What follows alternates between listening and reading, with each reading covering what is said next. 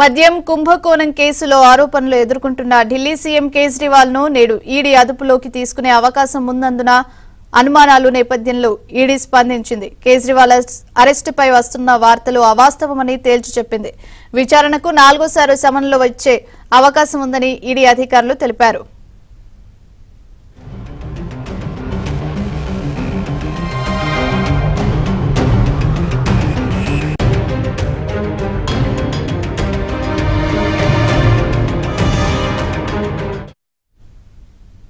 కేజ్రీవాల్ ఇప్పటికే 3 సార్లు విచారణ కోసం ఈడీ పంపిన సమన్లను దాటవేశారు. నవంబర్ 2, డిసెంబర్ 21 తేదీలతో పాటు నిన్న కూడా ఈడీ ముందు హాజరు కావడానికి కేజ్రీవాల్ నిరాకరించారు. దీంతో నిబంధనల ప్రకారం కేజ్రీవాల్ ఎప్పుడైనా నాన్ బెయిలబుల్ వారెంట్ జారీ చేయవచ్చని, అరెస్ట్ చేయొచ్చని ఊహాగానాలు వినిపిస్తున్నాయి.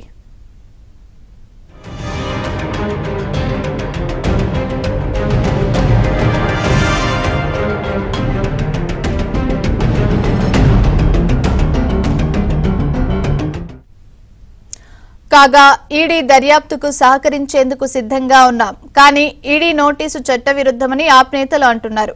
ఇక ఈ కేసులో తనను సాక్షిగా పిలుస్తున్నారా లేదా అనుమానితుడిగా పిలుస్తున్నారా అనేది స్పష్టంగా తెలియడం లేదంటున్నారు కేజ్రీవాల్.